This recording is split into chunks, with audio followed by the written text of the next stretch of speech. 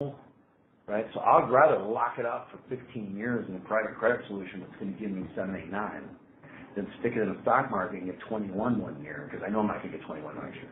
6 over 2.5. Okay. So, Colleen, I have a couple more questions. Okay. Okay. So we talked about, I hear you talk about de-risking. I hear you talk about volatility, right? And I believe you, and you're getting other people to believe you. How does that conversation go? I'm a little skeptical, right, of the volatility argument in that you have volatility up and down, and you're worried about it for a couple of weeks, but you have 15 to 20 VIX almost all the time. So let's talk about the de-risking or the conversation about risk and how you kind of get that out. In the big picture, you're absolutely right. The fourth quarter was just an appetizer, right? The world should normally look like that, but it hasn't for a long time. And these are corporate balance sheets, and when CEOs watch investment portfolios or share price do this, and then they freak out. Who do they call? They call the CFO or the CIO, and they're like, tell me what's going on and tell me why this isn't the end of the world. Like, believe it or not, so there's a lot of, like I said, explaining kind of to do on that side. Know that their equities are marked smart. They feel that movement on the equity side, where on the bond side they can be volatile all they want, but the accounting for bonds is smoothing. The accounting for private solutions is smoothing. The accounting for public equities are marked to market, so that's where they feel that. It's probably one of the only places they feel it. So again, that's why they like a low volatility strategy. You're like, wow, you're going to help me reduce volatility exactly where I feel volatility. So the reason they haven't gotten there before is they hadn't felt the pain as much. Certainly not in recent years. That's right. I mean, 2017, I think it was like 5 days the market was down. It was maybe 2, yeah. Right, or whatever, right? I mean, it's like single digits, like that. I mean, memories are short, and do they ask the insurers about I know the yield is, they're thinking about they're getting a yield historically from their corporate bond portfolio, right? And then some QDF. Do they ask about the yield on the index yield on QLV, right? It's like the same as the Russell 2002-ish, right? Russell 1, yeah. Or Russell 1. Large cap yield. Yeah. So, do they ask it'll be about the same as large cap yields, is slightly better. Because we'll say maybe low volatility stocks pay higher dividends. That's happenstance. Rough generalization, I don't even know if it's true, but I thought it would be true. I thought it would be true, and then I asked him, like, no, the Russell 1000 at 2, and we're at 2-1. Right, exactly. So it'll be something like that. I was hoping something like that. No. Vol, down and income. Yeah. To get closer to 3, you'd have to be focused on it. Yeah. This is by happenstance. Yeah. I wonder if they did a QLV just up to yield optimizing. The biggest challenge I think with the insurers and active is they're legacy active on the bond side, so they get bond picking, and they just translate that into like stock picking. And it's not just insurers; it's everywhere, especially because they're bond pickers.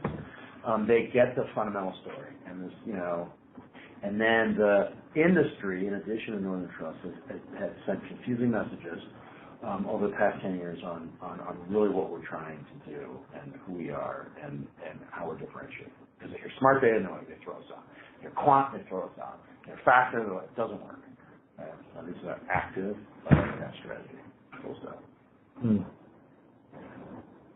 A lower downside risk because it's quantitative and systematic and predictable and all of that stuff. And whose goal, active large cap strategy, whose goal is to outperform. Right? And how we outperform is because of that asymmetry, and if you catch less of the downside, and still be able to keep up on the upside. Right? So you buy factors for 2 reasons. Because you believe they'll outperform, and because they give you whatever the factor is, right? Which is why they like the dividend, because they're like, we believe in the long run dividends outperform. So there's your alpha. Just full stop. Dividends outperform. Now they haven't, but that's because the cycle's very long. But we believe that dividends outperform, and then dividends also give you dividends. So like to your point about that's like plus for an insurer, right? Low volatility outperforms. It's a factor that outperforms. There's the alpha. Full stop. So we like that. And then also, low volatility provides for a lower volatility portfolio, so they do like that. So there's your plus plus.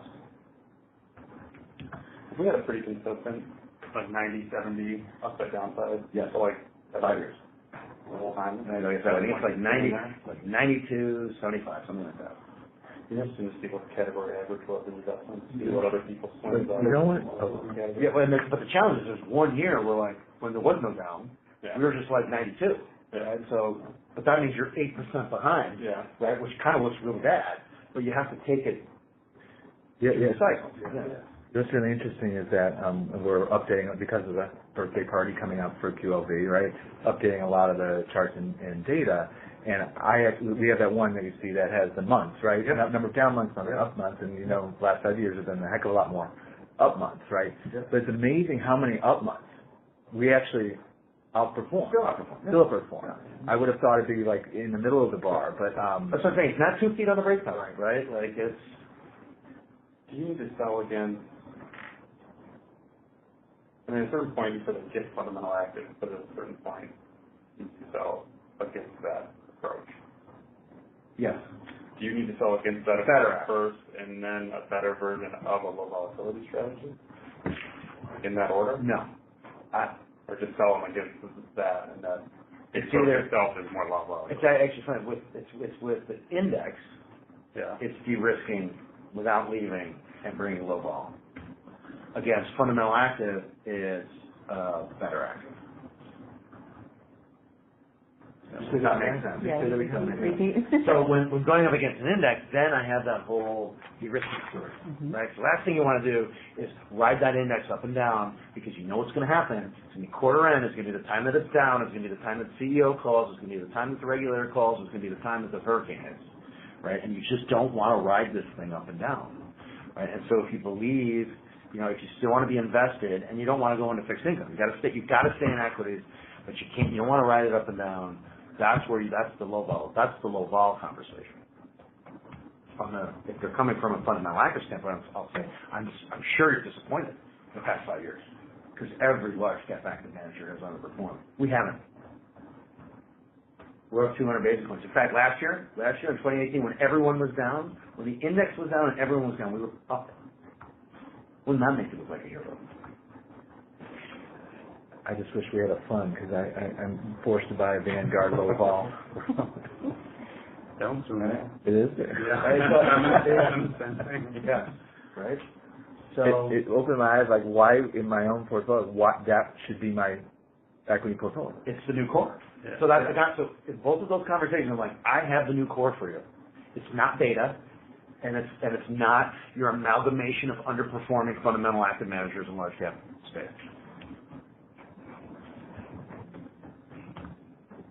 New core.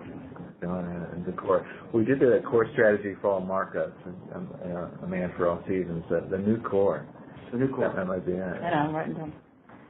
Better active. Interesting. Right. It's a more consistent active, Yeah. and it's better than beta. Like you got to get, now's the time to get out of beta. And for RM and distribution, how powerful is it if your beta provider, your index provider, you've known as an index provider for 10, 20 years, coming to you and saying, as your index provider, I'm telling you now is the time to reduce, not totally out, but reduce your index exposure and not sticking in fixed income. I've got a better solution. I think that's tremendous. You said something at the beginning, I was going to confirm, is these insurance portfolios are largely U.S. portfolios. Yes. They don't. Okay. Again, the larger they are, the more sophisticated they are, maybe, but tremendous US bias. Just because that's historically where they've been, For the that's where their liabilities are, and their investment committee. I mean, Miller and I went out to Providence Mutual and suggested a 15% allocation to IQDF. I mean, that was like, whoa. Like blew their minds. They're like 15 to international. We're like, well, actually, the market's 50-50, and that blew their minds. They couldn't believe it. Half the securities are actually outside the U.S. Yeah. But again, go back to the 80s when and it probably wasn't. 15 was probably a good number. Okay. What we win with them? Yeah. Yeah. What was it? QDF, IQDF, QDF or QLV? I can't remember. I think it's QDF, IQDF, and I think it was those two. We don't have any QOB insurance clients today. Correct. Say that again? We don't have any insurance QOB Sorry, today. QDF and Russell, we brought in the Russell Top 200. We literally rebuilt them. Is that technically QOB? No. This is a good question. So I just want to make sure I heard it. We don't have a current insurance QLV client today? Granger be the first insurer. AY McDonald is a balance sheet client that is big You management. can say that with like that's how it's stretched. If someone asked if they were an insurance company, Oh, right. I would say no, they're not. But if you said, Not asking you to lie. do we have Don't ask us to lie. do we have taxable balance sheet clients? Right? Do we have conservative taxable balance sheet clients? Yeah. Yes. We're largely in, fixed income. Yeah. Yeah. But Granger should be the first. Granger should be. That's That should be in the next couple of weeks on Monday. Yeah, I'm calling Tucker. 200 million. Yeah, 150. You doing sales? You told me he said 150. He's already reacting. A little more, huh? Thankful? I don't know. Thank you. Thanks so much. We're gonna beg Carly for a couple. Not this big dump again, but just some review as we're doing this. Yeah, and like I said, the Monroe and Cross Amsterdam stories before